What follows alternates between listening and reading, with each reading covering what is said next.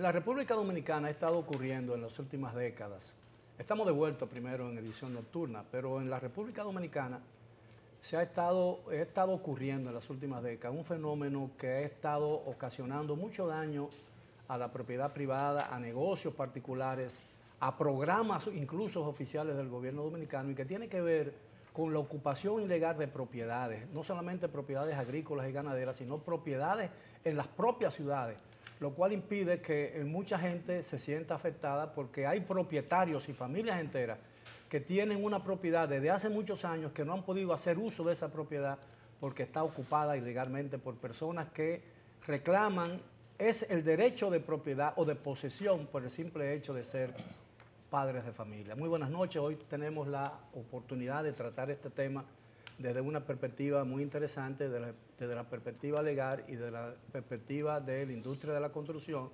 Y para eso tenemos a la arquitecta Betsaida Santana, que es gerente de programas para Habitat, y a los abogados Julio Curi y Trajano Vidal Potentini, este último presidente de la Fundación Justicia y Transparencia. Muy buenas noches, gracias por aceptar nuestra invitación. Muy buenas noches. Bueno, es realmente podríamos decir que estamos viviendo o estamos observando una pandemia de ocupación ilegal de tierra. Todos los días en un medio de comunicación sale a relucir que grupos desarmados que reclaman o invaden una propiedad agrícola o ganadera, creando un problema legal sumamente difícil. ¿Eso es un problema real o tienen derecho a esas ocupaciones ilegales? Ese es un problema que viene desde hace muchos años y tal vez se ha podido acentuar en el curso de años recientes como consecuencia de la desesperación de los que no tienen propiedad privada y tienen la necesidad de levantar viviendas para poder pero eso no justifica una claro que no legal.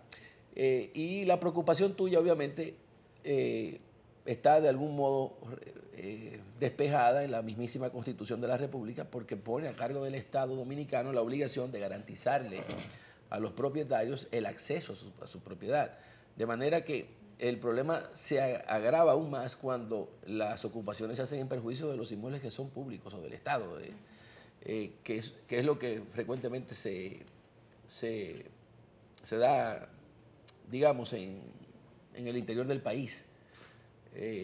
Porque terrenos que son del CEA son ocupados, terminan siendo ocupados por personas que entienden que tienen derecho a acceder a esos inmuebles, y pasan los años y entonces opera aquí una discusión en torno a la prescripción adquisitiva, que es el derecho que tendría una persona por vía del transcurso de 20 años de ocuparla a título pacífico, pero la ley exige que sea título de propietario y no de invasor, porque una ilegalidad jamás puede degenerar en una ilegalidad. De modo que el tema es complejo porque no todo está previsto en la ley, no hay solución para, digamos, este problema que se ha convertido, como tú has dicho, en un quebradero de cabezas, tanto para el Estado como para los particulares. Ahora, yo supongo, desde mi perspectiva de lego en la materia, supongo que no es lo mismo y no tiene la misma gravedad ni el mismo efecto social y económico el hecho de que personas, grupos, invadan o ocupen ilegalmente una propiedad baldía del Estado Dominicano que no está siendo usufructada ni explotada, que no es lo mismo ni tiene el mismo efecto que cuando ocurre con una propiedad privada, dueño de una persona que tiene ya su propio negocio de ganadería o agrícola o tiene un proyecto de construcción de vivienda.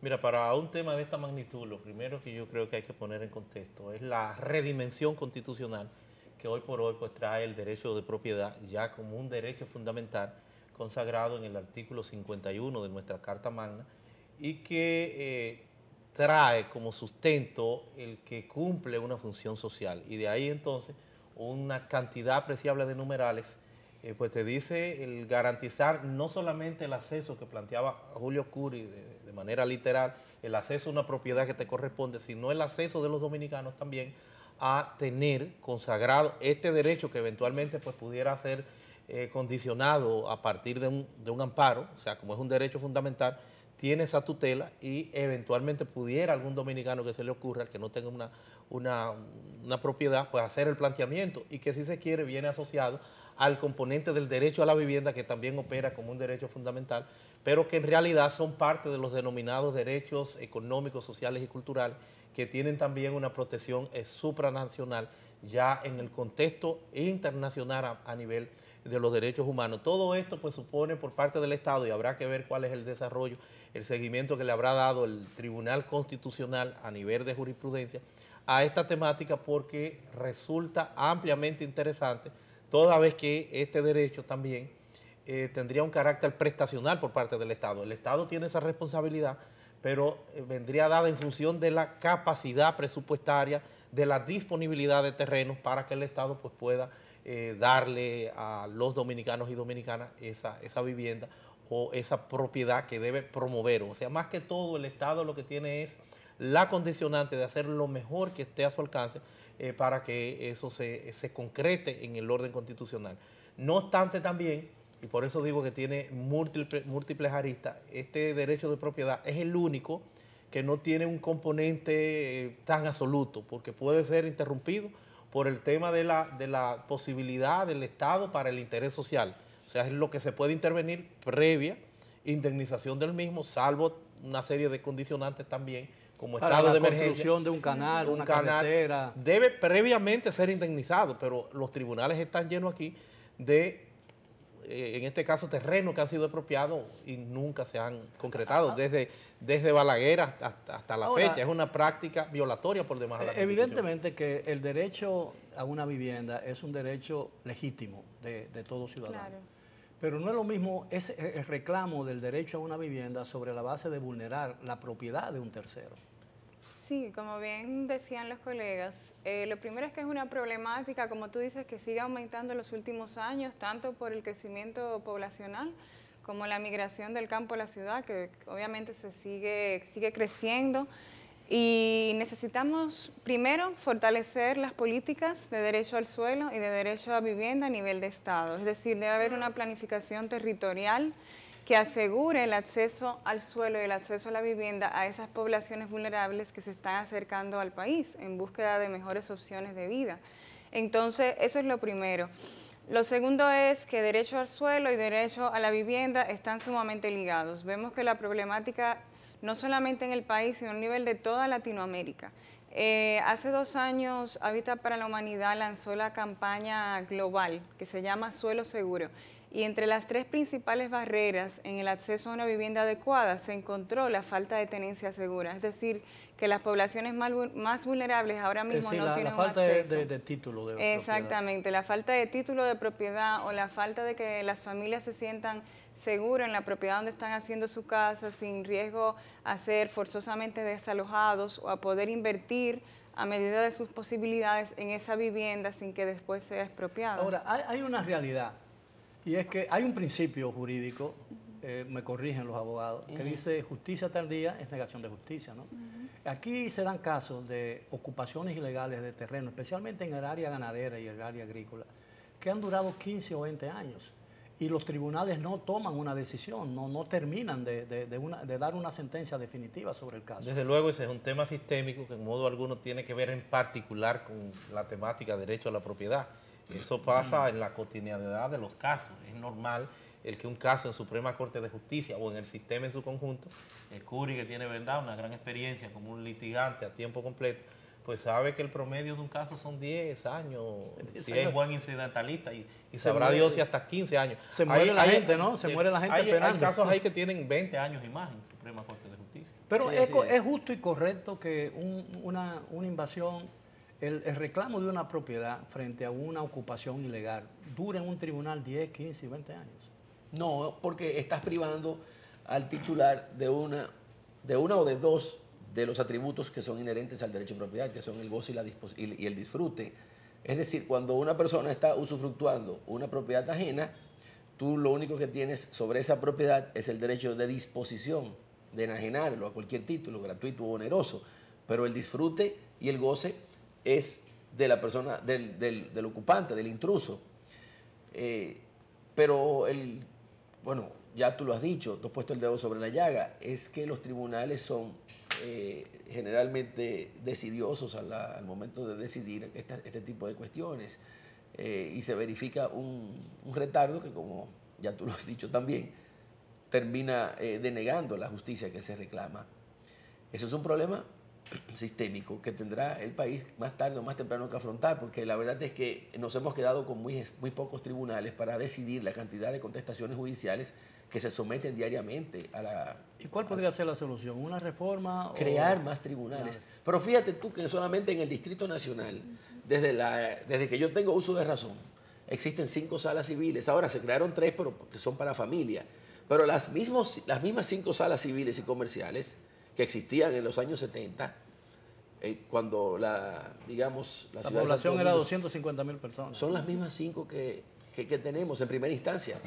Ahora se crearon 2 de corte, antes había una, y sigue siendo la sala civil de la Suprema Corte de Justicia, que es el cuello de botella. En el ámbito de la justicia civil, ¿no hay plazos fatales para decisiones, como por ejemplo en el caso penal o en muchos otros casos?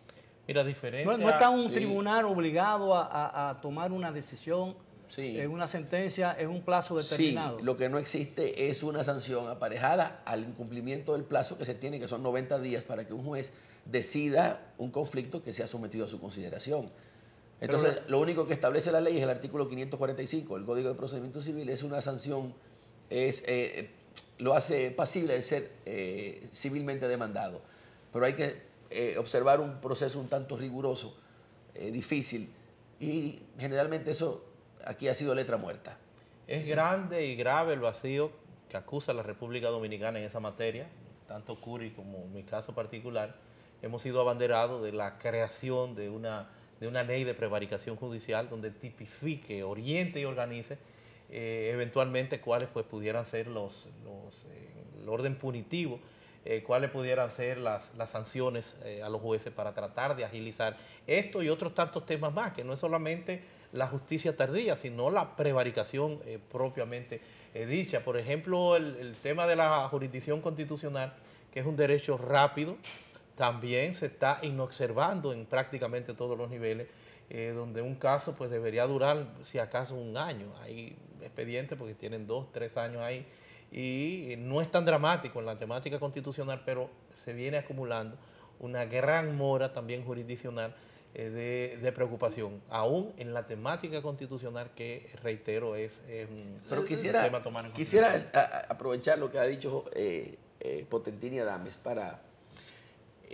resaltar que se trata también de un problema de la escasez de los tribunales. Las acciones de amparo, primero que nada, están regidas por el principio de la informalidad, es lo que a él se refiere. Y resulta que cuando uno somete a la consideración, digamos, de una de las 3 salas del Tribunal Superior Administrativo una acción de amparo, en lugar de ventilarse con la celeridad deseada en vista de que lo que está en juego es o la amenaza o la conculcación de un derecho fundamental, vemos que se estila ahora hasta otorgar plazos para comunicar documentos, que es una medida de instrucción propia del procedimiento civil, y que los fallos no se dictan al término de la audiencia, como establece la ley 137.11, sino que se reservan y pasa un mes, 2 meses. Y no hay plazo para la ley lo establece. Hay plazo para todo, están tasados, están pautados. Lo que no entonces no hay ninguna sanción para un juez que, por ejemplo, que falla y que posterga indefinidamente una decisión que debe tomar en un plazo determinado. Por eso decía también Trajano, y él lo sabe porque yo he sido un abanderado fervoroso de que aquí, como en España, como en Argentina, como en Chile, los jueces no pueden tenerle miedo al tipo de la prevaricación judicial, que hay que definirla. Fíjate que habría que traer del olvido el caso del juez Baltasar Garzón, que dictó una decisión que, a juicio del Consejo General del Poder Judicial, que es el equivalente aquí al Consejo del Poder Judicial, no obedecía a ningún criterio razonable de interpretación de la ley. Y fue sancionado. Fue expulsado del Poder Judicial. Entonces aquí los jueces no quieren que las motivaciones que ellos esgrimen como fundamento de sus sentencias sean tomadas en cuenta al momento de valorar si han incurrido o no en una falta. Entonces eso les da a ellos una cancha muy abierta de discrecionalidad para decidir como le venga en gana. Si en efecto ha sido así, yo he sometido en representación del Estado a los 4 jueces, a uno de primera instancia en San Juan de la Maguana, que se llama Robert de Asa, y a 3 de la Corte de Apelación de allá, porque a propósito del derecho de propiedad, que establece la Constitución y la Ley de Registro Inmobiliario, que únicamente se acredita por medio del certificado de título, ellos lo que hicieron allá fue reconocer como propietarios para condenar al Estado a millones de pesos a personas que decían que eran dueños de parcelas en base a un testigo. Eso es lo más parecido a que yo pido una indemnización porque y testigo el Palacio... comprado, ¿no? ¿Perdón? Probablemente testigos comprado. de cartón. Sí. Es como decir que yo soy el dueño del Estadio Olímpico y llevar a Trajano Potentini para que sea mi testigo. ¿Tú puedes creer que haya jueces que puedan creer eso? Pues para que tú veas que una cosa es la justicia de los pueblos y otra muy distinta, la de aquí. El mismo abogado que intentó esos procesos allá y que obtuvo ganancia de causa, trajo 43 procesos idénticos, calcados, o sea, calcos de papel carbón, al Distrito Nacional. ¿Y tú crees que aquí fallaron como allá en San Juan de la Maguana? En absoluto. Le dijeron, usted no tiene calidad para demandar daños y perjuicios porque usted no ha probado que es el propietario. Entonces eso es mal práctica por parte de un juez, ¿no? Exacto. Entonces, y por un abogado también. Por eso tenemos que instituir el delito de la prevaricación judicial, verificar, para determinar cuándo un juez incurre en un error grosero de derecho, simulando ignorancia, para poderlo someter penalmente. ¿Eso puede hacerse a través de una sentencia, una decisión de la Suprema Corte de Justicia o se necesita una ley? No, una ley. Bien, si ustedes me lo permiten, tenemos que hacer una nueva pausa. Regresamos con el tema de esta noche. Continúen con nosotros, por favor, en Edición Nocturna.